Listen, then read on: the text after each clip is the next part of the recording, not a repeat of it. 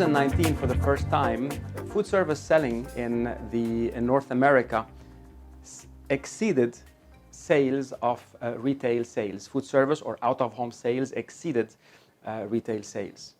The biggest question is, when will food service selling or out-of-home sales exceed retail sales in our part of the world? Well, stay tuned, because that day will eventually come, and we are experiencing some of the best opportunities during this time of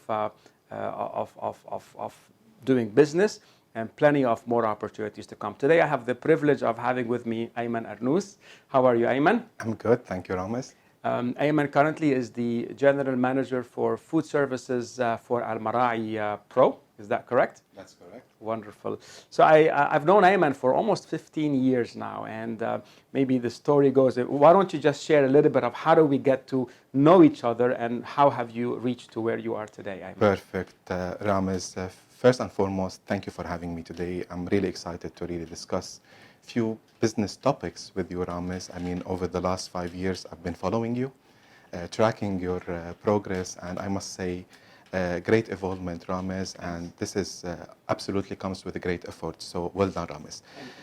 Quickly about how we met. Ramez and I had the privilege to first meet in Bitfood. I remember that was in 2009. At that time, I was a key account executive, handling few accounts with Bitfood, and we had the chance to really learn the basics of selling, I can say. Not so well developed in a way that I can say I used to be a master in sales. However, we were trying to learn the basic, and I still remember the first question I asked you when I first saw you, Ramez, is that I have that client who always asks me for a discount, and I really don't want to lose him. What can I do, Ramez? And this is where we started the discussion of added value selling, and how to really understand the customer, and how to really advance in your proposal. Mainly that's it, how we started, and it's really astonishing to see over a decade where we are now, Ramez. Let it be yourself or my progress in my career as well, and in the food service industry. Amazing. Thanks a lot for this. I have that as a blank spot. I don't remember having that conversation. I'm sure you do better than I.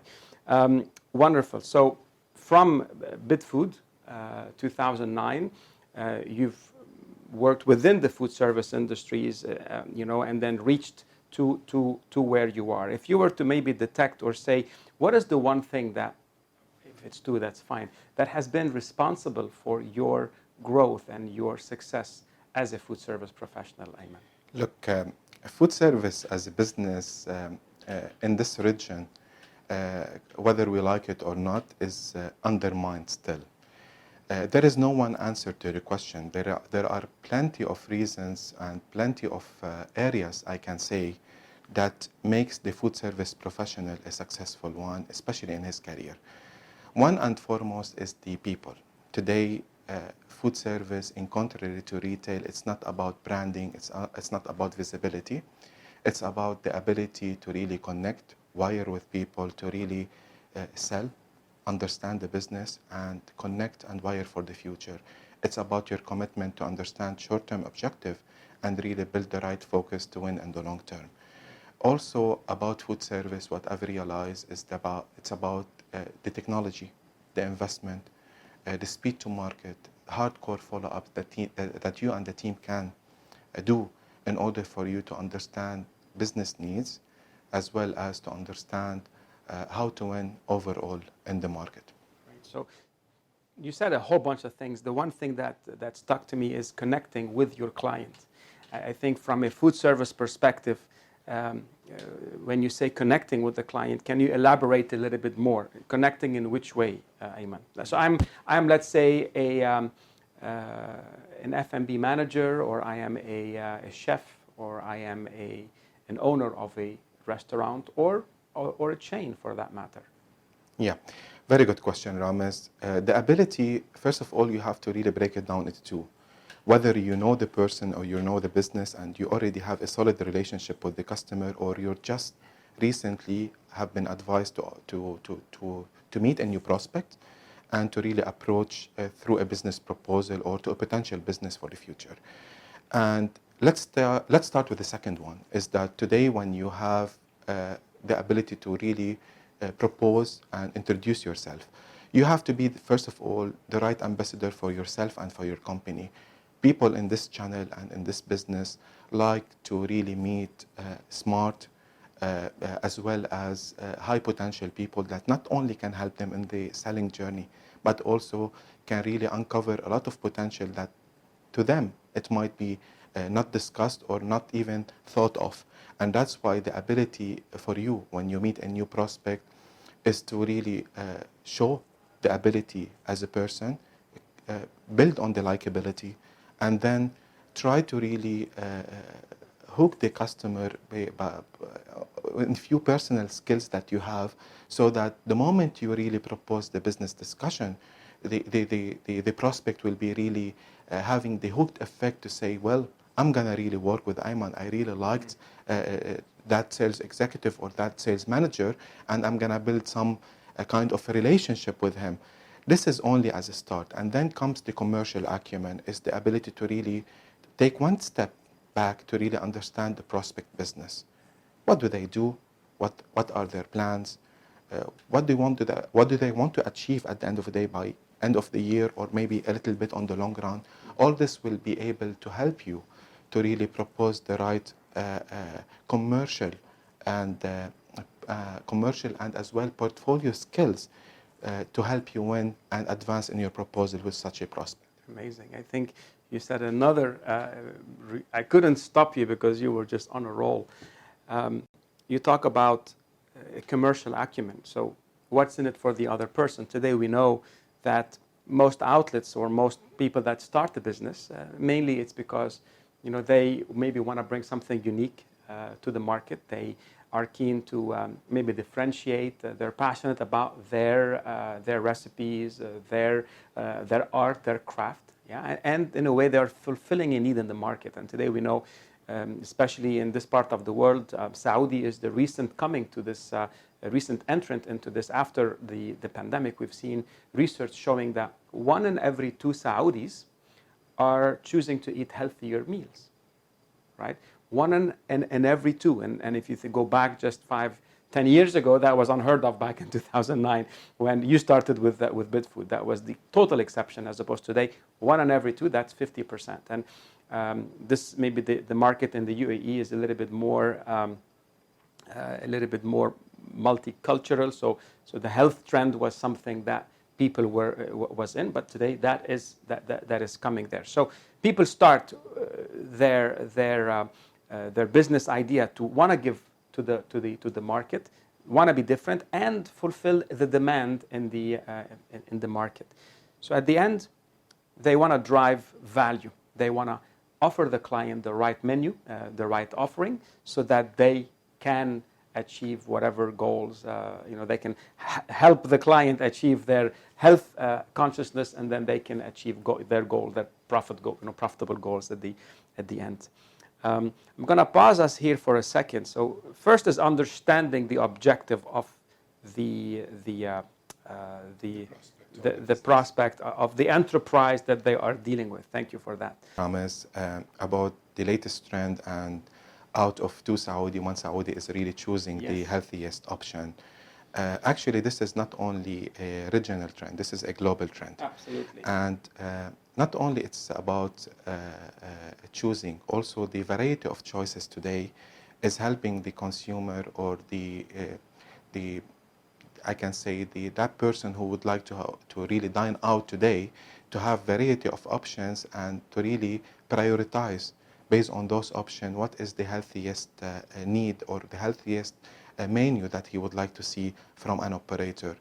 That creates by itself a great opportunity for a lot of operators in KSA and in GCC to invest in that segment, and this segment is inorganically growing. As well, I can say today what we see from the operators is that the tendency of changing menu is really increasing, which means creating more varieties for consumer, and that by all means create also great opportunity for more products in the near future as well, more advanced, healthiest products to be proposed by companies and suppliers to the operators. Absolutely, and one of the trends that is on the rise. Well, one is the healthy options. Deliveries are rising. The eating on the go and eating, and the percentage of deliveries has risen drastically because of COVID. But now, even after, it's still rising. People, are enjoying that. And I'd even add something that is quite interesting. Is the vegetarian. There's a rise of vegetarianism. So maybe not everyone is just going to eat veg. Yet today, people are realizing the impact of eating meat on the environment. So people are choosing to maybe slow down on their meat intake to be more conscious with the environment. So is this something that maybe you're seeing in the market? Absolutely, absolutely. Still, the protein segment still high. However, when we notice the fast growth of let's say the vegetarian options, the healthiest, the seafood, we also understand there's a nice shift in the consumers today to really be more wise in their choices, especially when selecting operators, as well as today, honestly speaking, Ramez, also visibility play a big part of awareness. Today, what do you mean visibility of visibility of the menus, the aggregator apps, everything is helping the consumer to have quickly. Before, if we compare just 10 years ago or 15 years ago, we did not have the option to really understand what is the operator offering in terms of menu. Today, everything is on a click of a button. You'll be able to have the full visibility, and that by itself increase the choices as well, create the right visibilities for better and more wise decisions when it comes to dining out. And building on that, I think operators today that maybe will go and say, well, my menu has always been my menu. Why do I need to change? Well, if you do not change and the competitors are evolving their offering to meet the current demand of the consumers, well, where will you be? I think today all food service operators, and today we talk about selling an ingredient, selling a product versus selling a concept versus selling a menu. Looking at we call it trends, implications, opportunities. What are the trends? We spoke about health trend. We spoke about health. The implication of this health trend is if you don't have anything healthy in your menu, well, you could be left out and you'd be a dinosaur. The opportunity is, hey, let me help you evolve the menu. Let me help you evolve what you have, and together we can grow. So this is what maybe you started by saying, Ramez. It's understanding the industry, understanding the operator, and using your know-how, your business acumen to really come and add value to the operator. Absolutely. Absolutely. Wonderful. Let's look at managing a food service business, the food service team.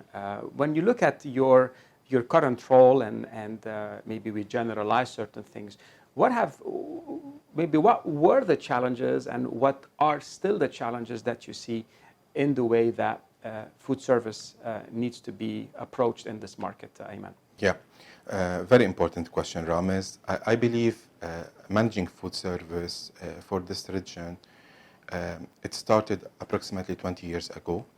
And unfortunately, whether we like it or not, the way this business, the approach for this business was, if we had good people in retail and we want to create a food service business, okay, let those people come and they will help us. Not only this, the approach also started by, if we're not able to really sell certain products in the market, then we will have the dumping strategy, and food service will be a reason to really move stocks away. This by itself created the environment of incompetent employees working in the food service that affected this business for almost 10 years in terms of pricing. Definitely, if you don't know how to sell and you're using a dumping strategy, you're taking away all the value. Yeah. Then the products will be, the power will go back to operator. You'll be a facilitator only, or what we call it, the order takers, instead of order makers. So what I've seen is that in this region, we've witnessed a lot of evolution when it comes to managing food service. And one of the challenges that I personally faced, Ramez, is that the company decided to really create a food service strategy. So they hire the best-in-class manager to really manage the business. And then out of a sudden, the expectations are really rising, but the current reality in terms of structure and how he is managing are not really changing. I'm not expecting a manager to come in and really have the magic stick to create all this kind of added value selling, as well as the B2B approach to win over the next 5 years as a solo approach. It's a complete transformation. Absolutely. And it's a whole Absolutely. culture, a whole, you can say, it is a culture, a transformation in how we used to sell and how we need to sell to really drive That's value. right. That's right. And that's why one of my famous statements, Ramez, is that you win by design. And why you win by design in food service? Because the moment you embed the right structure, the moment you hire the right people, the competent people in selling, as well as the people that have the behavioral element of prospecting, meeting, the hunting abilities to understand the businesses and the ability to add value to those businesses, and then the training come as a second weapon for you in your armors to really focus on your team. All this will help you to really win by design, by creating the right structure. But this is not only it. There will be the element of development, the element of really the human element of how to really smartly attack the market or approach the market in a more strategic way. And this will require patience, time, and a lot of effort from the organization as well as the leaders. Amazing. I'm just going to build on some really key elements you spoke about there, and maybe kind of you just go back to the drawing board. And Ayman, what you said is music to my ears, right? And knowing the requirements, so we want to find these better individuals that are able to engage with clients, that are able to go in and do the prospecting, presenting, adding value, doing the analysis. And sometimes, not sometimes, especially in the market where there is a war on talent, if you know what I mean. There's a war on talent where you don't find a lot of these individuals, right? So I'm going to throw it back at you, say, okay, Ayman, you know and I know that it's not easy to find these people, right? So in the absence of such a thing, what have you done that is working for you, and or can recommend? I know we're still in the process, you know, we never reach, we're always evolving and driving, but what are some things that maybe you can throw at, share with our audiences that they can do in case they cannot find the best people? That's right. Definitely there is a scarcity in market when it comes to attracting professionals, when it comes to B2B. But again, we cannot really pause there to say this is it, and then until we will have the talent, we're going to proceed in the business. This brings us to the second key element in developing and managing food service, which is the training and the human element. It's the ability for you as a leader to invest your time, your knowledge, as well as to connect with professionals in the marketplace and industry to help you design the right materials, the right training, the right packages that can help the team not only learn the basics, but also touch base on the behavioral element of the approach, how to win in the marketplace, how to approach a customer, what's in it for me today as a salesman in the food service. What's the purpose today that drive potential and improvement on the long run? The moment we really invest in that area, over time, and we have to be patient as a leaders, because this takes time. And so many people and so many leaders, they want to really have fast result, but guess what, Ramez? It will take time, fast result. You will suffer. Sometimes results will be impacted. However, if you believe in that journey, and if you have a solid long-term vision for your organization and for your people, you have to invest in enough time for your team to be on a different frequencies and period of time, to have the right materials, the right training, so that they can really expand and explore possibilities while they are learning. What I love about what you're saying, Ayman, is don't wait for you to have the perfect conditions. Create the perfect conditions. And I remember during the pandemic in 2020, you personally First of all, what I love about you is you're hungry for knowledge. You always, you said 5 years ago you started following me, and because I maybe have started putting more content online, and it's great, and we've stayed in touch, and we've always had these conversations. And I would say in the pandemic, you invested in a program. You sat with 20 other sales leaders. Remember, from sales confusion to sales certainty. That was a topic, a course we created for sales leaders, people that manage teams. And Ayman was just like, yeah, I'm in. It wasn't even thinking twice about it. And you know what? Today, people listening to this program, I say you have a big responsibility as a leader of your team to provide them to model the way. I say there's a big saying out there that says the speed of the team is determined by the speed of its leaders. And you as a leader, I've seen you grow and evolve, and you talk about how did you find out about this food service opportunities? You're always reading, you're always part of networking events, you're rubbing shoulders with people that are at your same level, and you're learning what's out there. I believe today food service will not happen. You make food service happen. You take the bull by the horn, and you really plow that fertile ground, because you spend a little bit of time getting better, and the outcome is just unlimited.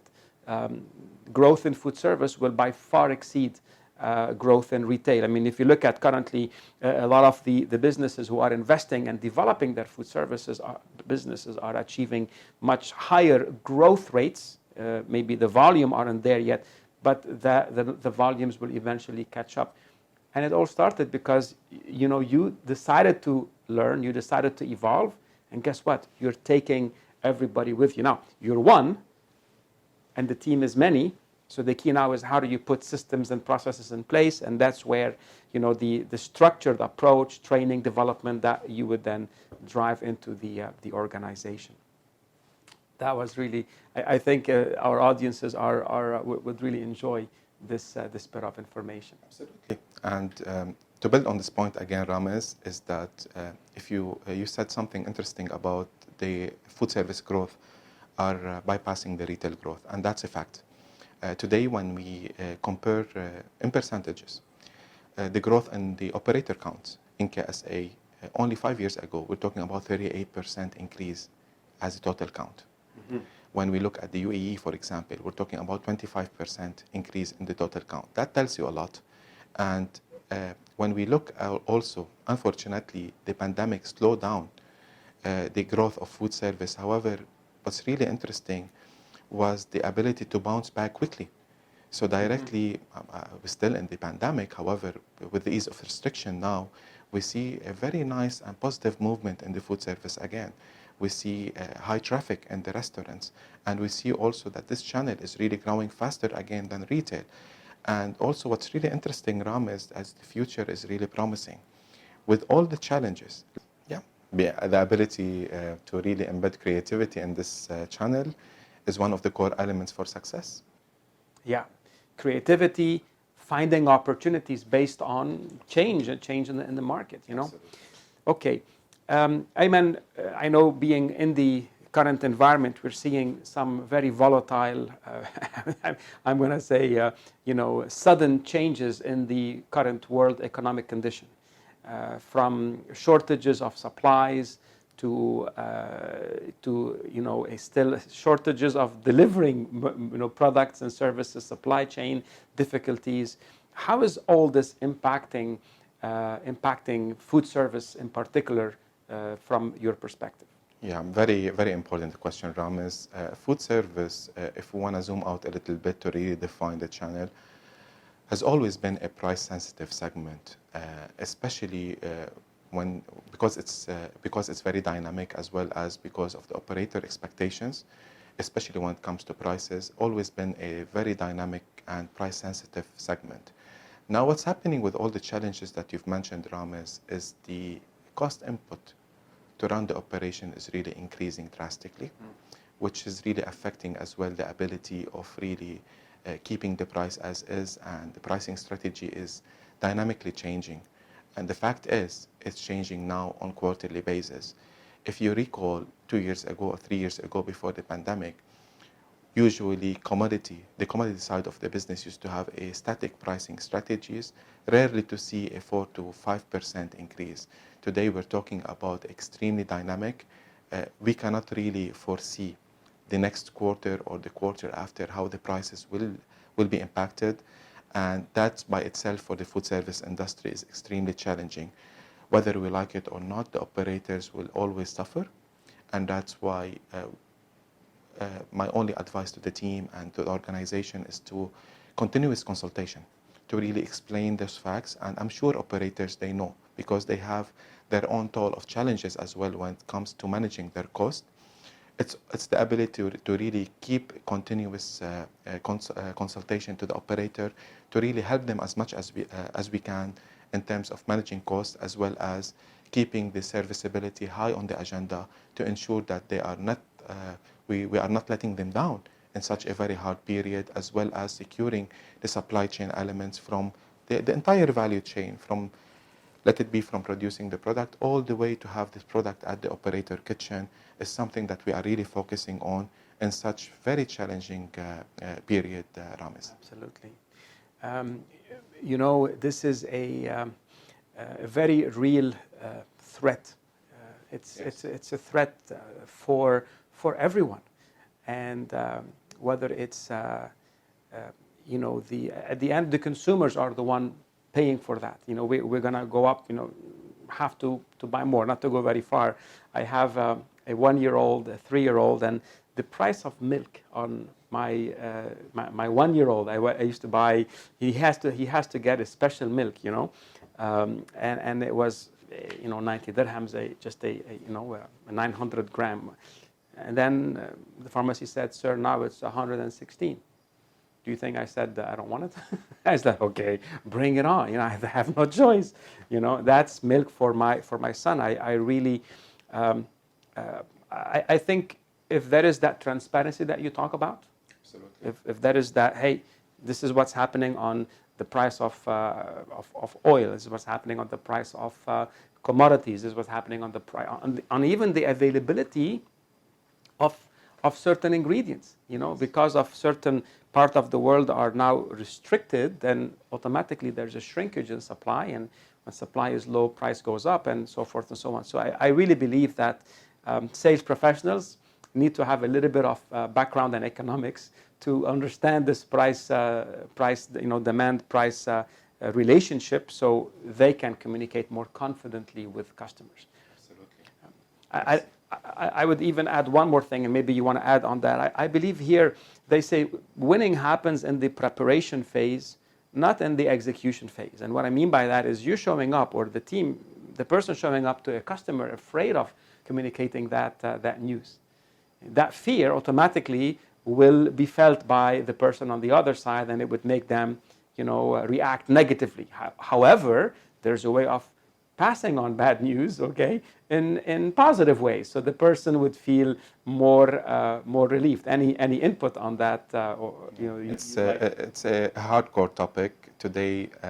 One of the most difficult tasks, to be honest, for any sales organization to manage, especially in B2B, is price increases. Yeah. It's not easy at all, and trust me, if selling a product was difficult, you have to try to really upscale the prices or upsell when it comes to existing operators.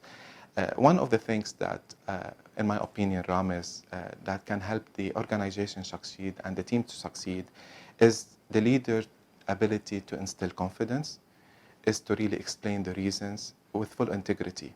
It's not about really painting a positive picture to tell them, guys, you know what, we have an opportunity to increase prices and we're going to make profit. No, state the real facts. Why we're increasing prices? What's the purpose of increasing prices? What's really affected us as an organization? If we don't, most importantly, Ramez, what's going to happen to our bottom lines, to our business, even to your incentives and salaries? And God forbids, if we're going to continue on the long run, guess what? Some of you now sitting on that meeting room will not be there. And that's why, as a leader, because I really care, we have the chance today to really protect ourselves, protect our organization, as well as be extremely honest to operators. The reasons are X, Y, Z. Today, globally, the world is not fine when it comes to economics, right? I mean, today everybody's talking about inflation. Today the whole world was hit by a severe pandemic. We have shortage of laborers, and then out of a sudden you see the cycle of consumption is bouncing back, but you don't have laborers. So ingredients, and you don't have ingredients. So it's very tough to manage. Before we used to say we're gonna manage a 5 years plan. Today, Ramez, if you manage a quarter with full visibility of the second one, you're doing a great job. And that's why full visibility, back to your point, full visibility about the scenarios, the confidence that you're going to bring to the team, the approach, how you're going to approach the operator. If you're going to approach the operator that this is your new price and sorry, we cannot do anything, guess what? He will remember. And he's going to hunt you in the future. And guess what? Most probably you will not be able to do business with him again. This is why it should come with empathy, with the right explanation, with the right approach as well. How are you going to really communicate? What are the preparations that should be really shared prior to the approach? All this should be smartly managed by the leader as a role example to his team to really go and approach the operator. And also I would like to say something here, Ramez, is that sometimes you know, you used to always say the art of reciprocity, right? Whatever you're going to give, you're going to take back. But also the operators managed to enjoy extremely solid prices over the last 2 years, especially in the pandemic. And one of the stories that I really share with the operator, despite Mr. Operator or Mr. Customer, your volume dropped drastically in the pandemic, less than 50 to 40%. I was still giving you the same prices that we've managed to agree on because we really wanted to support you in the pandemic. But now when we as a business got impacted now and the business is flourishing and you're coming back to really do well, now is the right time for you to understand that we have to really compensate our P&L a little bit to really increase and nudge prices up because we really want to make money. And I believe this kind of relationship not only will allow you to win on the short term, also will allow you to really invest on the long term, and nobody knows. Maybe the cost will be dropping in the future.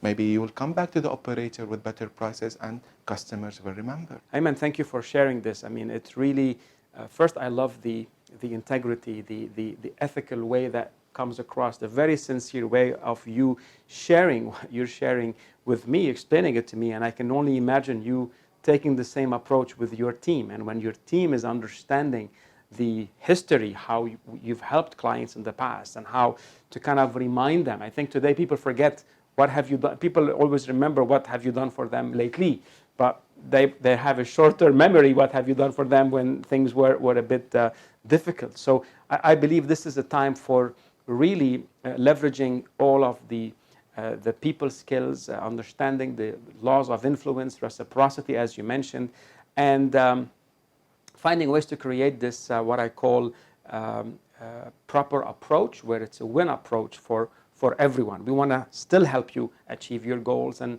we can't help you achieve your goals and us not achieve ours. So we are in the same thing together. So really amazing, great insights there. So Ayman, I really thank you so much for the time today. I believe this is just the beginning of many more segments to come, right? Right, that's good. Absolutely. So until next time, sell more, sell faster, and profitably.